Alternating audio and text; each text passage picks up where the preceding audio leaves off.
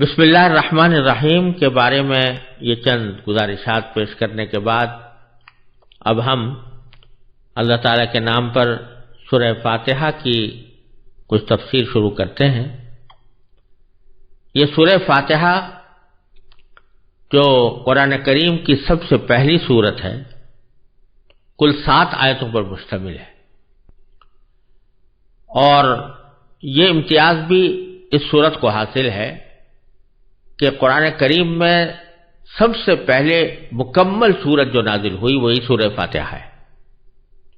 اگرچہ جیسا میں پہلے بھی عرض کر چکا ہوں،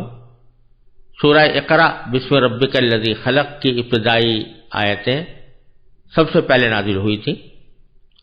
اور اس کے بعد سورہ مدثر کی بعد آیتیں نازل ہوئیں، لیکن وہ پہلی سورت، وہ سورت جو مکمل طور سے پہلی بار نازل ہوئی وہ سورہ فاتحہ ہے۔ اور اس سورہ فاتحہ کو پورے قرآن کریم کی ایک طرح سے تمہید بھی کہا جاتا ہے اور قرآن کریم کا خلاصہ بھی کہا جاتا ہے۔ یہ 7 آیتیں ہیں جن میں پہلی 3 آیتوں میں اللہ تعالیٰ کی حمد و ثنا ہے، یعنی باری تعالیٰ کی تعریف ہے، اور آخری 3 آیتوں میں انسان کی طرف سے انسان کی زبان میں ایک دعا اور درخواست کا مضمون ہے جو اللہ تبارک و تعالیٰ نے اپنے رحمت سے خود ہی انسان کو سکھایا ہے، اور بیچ کی ایک آیت میں دونوں چیزیں مشترک ہیں، یعنی کچھ تو حمد و ثنا کا پہلو ہے اور کچھ درخواست اور دعا کا پہلو ہے۔ اس سورہ فاتحہ کی اہمیت کو بیان کرنے کے لیے اتنی بات بھی کافی ہونی چاہیے کہ اللہ تبارک و تعالی نے اسی سورت کو اس کام کے لیے منتخب فرمایا ہے کہ نہ صرف ہر نماز میں بلکہ نماز کی ہر رکعت میں اس کا پڑھنا ضروری قرار دیا گیا ہے۔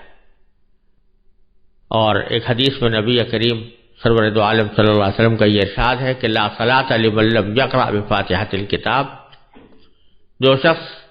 سورہ فاتحہ نہ پڑھے اس کی نماز ہی نہیں ہوتی۔ تو سورہ فاتحہ نماز کا لازمی جز قرار دے کر یہ فرما دیا گیا ہے کہ وہ ہر نماز میں پڑھی جائے گی۔ اس سے اس کی اہمیت واضح ہوتی ہے، اور اس میں ایک حدیث حضرت ابو ہریرہ رضی اللہ تعالیٰ عنہ سے مروی ہے، اور امام مسلم نے اپنی صحیح میں اس کو روایت کیا ہے کہ رسول کریم سرور دو عالم صلی اللہ علیہ وسلم نے فرمایا کہ اللہ تبارک و تعالی نے فرمایا ہے کہ نماز یعنی سورہ فاتحہ میرے اور میرے بندے کے درمیان 2 حصوں میں تقسیم کر دی گئی ہے، جن میں سے آدھا حصہ میرے لیے ہے اور آدھا حصہ میرے بندے کے لیے، اور جو کچھ میرا بندہ مانگتا ہے وہ اس کو دیا جائے گا۔ پھر اس کی تفصیل نبی کریم صلی اللہ علیہ وسلم نے اس طرح بیان فرمائی کہ بندہ جب نماز میں یہ کہتا ہے کہ الحمدللہ رب العالمین، جس کے معنی یہ ہے کہ تمام تعریفیں اللہ کی ہیں جو تمام جہانوں کا پروردگار ہے، تو اللہ تبارک و تعالی اس کے جواب میں فرماتے ہیں کہ حمدنی عبدی، یعنی میرے بندے نے میری حمد کی ہے، میری تعریف کی ہے۔ اور جب وہ کہتا ہے الرحمن الرحیم، تو اللہ تعالیٰ فرماتا ہے کہ اثنا علی عبدی، کہ میرے بندے نے میری پھر تعریف کی ہے۔ اور جب بندہ کہتا ہے مالک یوم الدین، تو اللہ تعالیٰ فرماتے ہیں کہ میرے بندے نے میری بزرگی بیان کی، یعنی مجدنی عبدی، میرے بندے نے میری بزرگی بیان کی ہے۔ اور جب بندے کے درمیان، اور یہ آیت یعنی ایاک نعبد و ایاک نستعین، یہ میرے اور میرے بندے کے درمیان مشترک ہے، کیونکہ ایاک نعبد کے معنی ہے کہ ہم تیری ہی عبادت کرتے ہیں، تو یہ تو ایک طرح سے اللہ تعالیٰ کی حمد و ثنا ہے، ہم آپ کی عبادت کرتے ہیں۔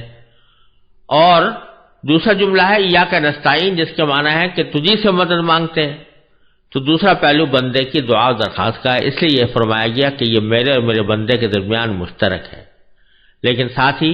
باری تعالیٰ یہ فرماتے ہیں کہ میرے بندے کو وہ چیز ملے گی جو اس نے مانگی۔ پھر جب بندہ کہتا ہے کہ اہدنا الصراط المستقیم، جس کے معنی یہ ہے کہ ہمیں سیدھے راستے کی ہدایت عطا فرما، تو حق تعالیٰ اس کے جواب میں فرماتے ہیں کہ یہ سب میرے بندے کے لیے ہے اور اس کو وہ چیز ملے گی جو اس نے مانگی، یعنی صراط مستقیم مانگ رہا ہے تو اس کو صراط مستقیم عطا ہوگی۔ یہ تفصیل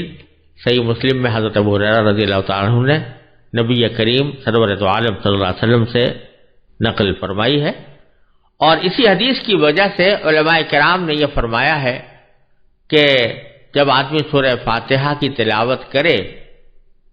تو نماز کے اندر اس کی ہر آیت پر وقف کرنا چاہیے، یعنی الحمدللہ رب العالمین کہا، تھوڑی دیر ٹھہرے،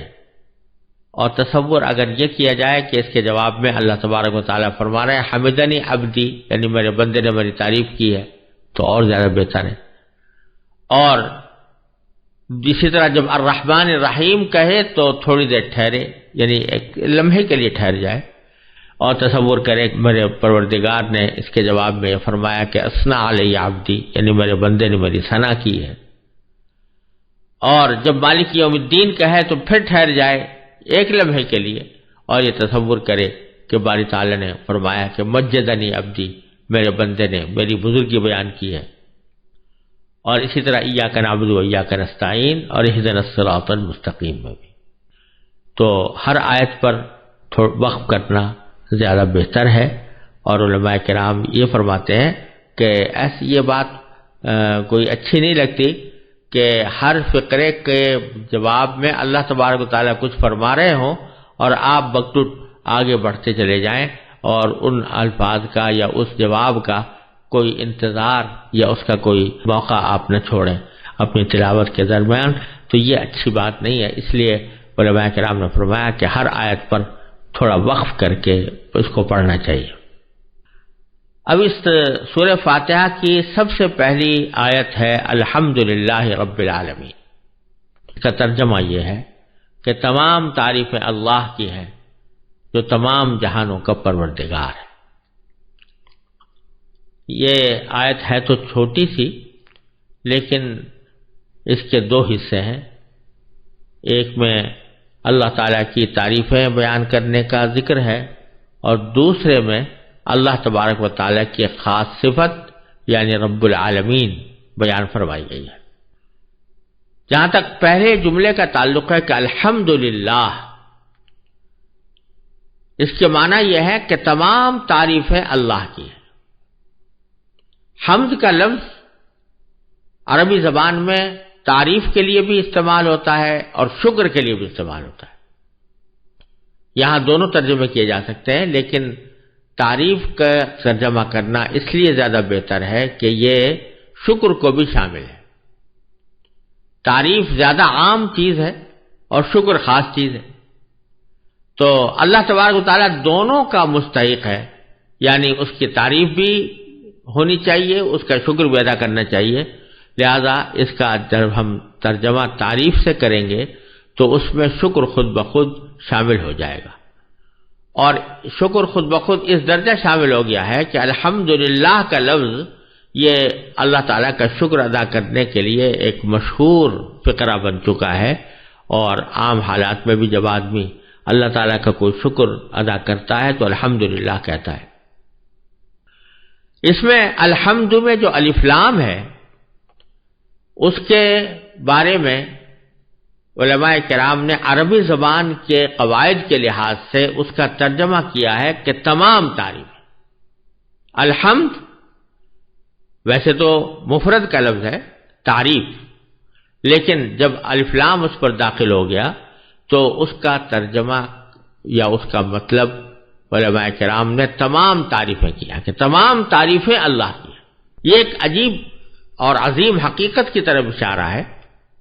اور وہ یہ کہ یوں تو انسان دنیا میں رہتے ہوئے بہت سی چیزوں کی تعریف کرتا ہے۔ کوئی عمارت اچھی بنی ہوئی ہے، کہتا ہے بڑی اچھی عمارت ہے۔ کوئی باغ اچھا خوشنما ہے تو کہتا ہے بڑا اچھا خوبصورت باغ ہے. کوئی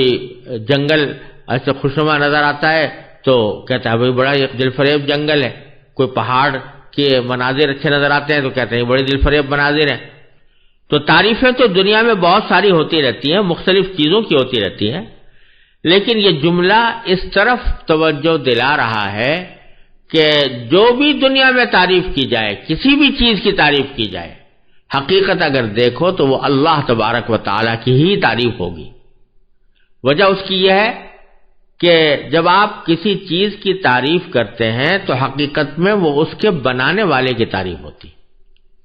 اگر آپ کسی عمارت کو دیکھ کر یہ کہیں کہ یہ بڑی شاندار عمارت ہے، بڑی خوبصورت عمارت ہے، بڑی مستحکم عمارت ہے، بڑی اچھی لگ رہی ہے، تو اس کا مطلب یہ ہوتا ہے کہ اس کے بنانے والے نے خوب بنایا اس کو. یہ حقیقت میں اس کی کاریگری کی تعریف ہے، اس کی انجینئرنگ کی تعریف ہے، اس کی آرکیٹیکچر کی تعریف ہے، اور جس شخص نے بھی جن لوگوں نے اس کے بنانے میں حصہ لیا ہے ان کی تعریف. اگر آپ کسی کتاب کے بارے میں تعریف کرتے ہیں کہ یہ فلاں کتاب بڑی اچھی ہے، بڑی مفید ہے، بڑی نافع ہے، اس کو پڑھنے سے بڑا فائدہ ہوتا ہے، تو حقیقت میں وہ کتاب کی تعریف نہیں ہوتی، بلکہ کتاب لکھنے والے کی تعریف ہوتی ہے کہ اس نے اس کو بہترین طریقے سے لکھا. تو یہ ایک عام دستور کی بات ہے کہ کسی بھی چیز کی تعریف حقیقت میں اس کے بنانے والے کی تعریف ہوتی ہے، اس کے موجد کی تعریف ہوتی ہے. تو اس لحاظ سے اگر دیکھا جائے تو کائنات کی جتنی چیزیں ہیں سب اللہ تبارک و تعالیٰ کی پیدا کی ہوئی ہیں. جب اللہ تبارک و تعالیٰ کی پیدا کی ہوئی ہے تو ان کی اگر کوئی تعریف کی جائے گی تو پھر وہ حقیقت میں اللہ تعالیٰ ہی کی تعریف ہوگی. اگر آپ کسی پھول کو دیکھ کر کہہ رہے ہیں کہ بڑا خوبصورت ہے تو مطلب اس کا یہ ہے کہ بنانے والا بڑا عظیم الشان ہے، یعنی اللہ تبارک و تعالیٰ. اگر آپ کسی باغ کو دیکھ کر کہہ رہے ہیں کہ یہ بڑا خوبصورت ہے تو حقیقت میں وہ اللہ تبارک و تعالیٰ کی تعریف ہے. اگر آپ کسی آسمان کے اوپر نظر آنے والے ستاروں کی تعریف کر رہے ہیں کہ یہ بڑے چمکدار ہیں، بڑے خوبصورت ہیں، تو حقیقت میں وہ اللہ تعالیٰ کی تعریف ہے، اس لیے کہ وہ اللہ تعالیٰ ہی کے بنائے ہوئے ہیں. تو الحمدللہ کا جملہ جو ہے یہ اس حقیقت کی طرف اشارہ کر رہا ہے کہ دنیا میں کوئی چیز حقیقت میں براہ راست قابل تعریف نہیں. اگر کوئی چیز قابل تعریف ہے تو وہ اللہ تبارک و تعالیٰ کی ذات ہے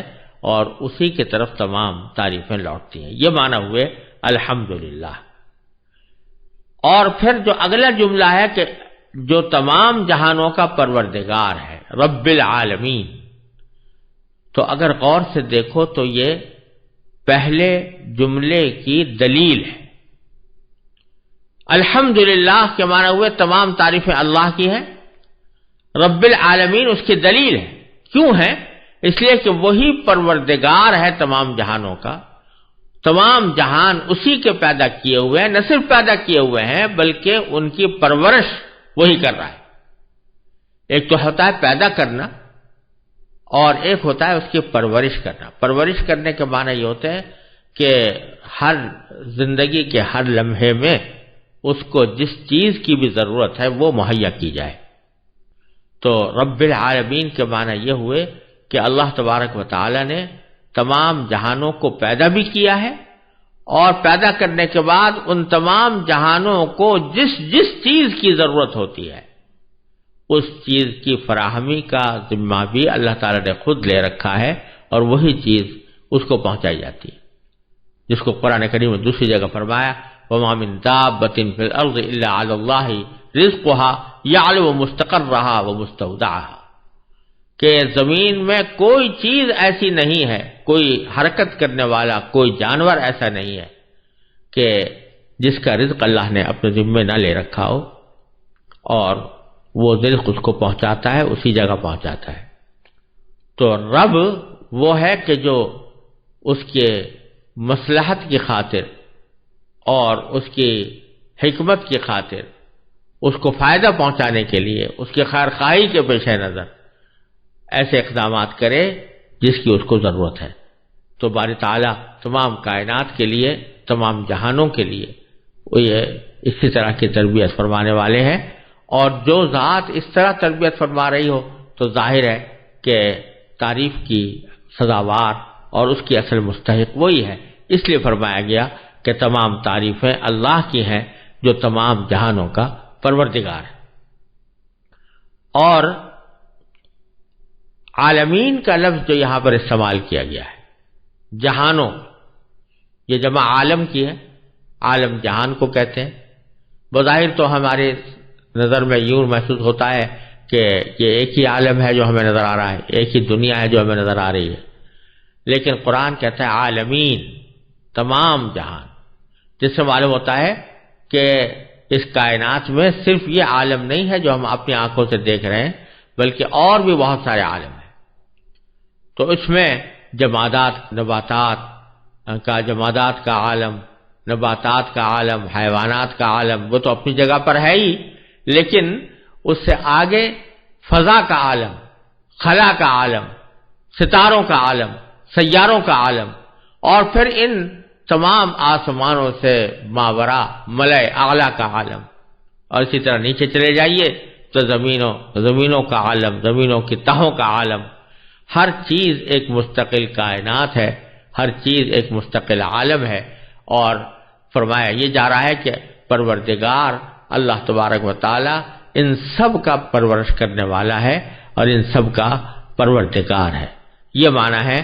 کہ تمام تعریفیں اللہ کے لیے ہیں، یا اللہ کی ہیں جو تمام جہانوں کا پروردگار ہے۔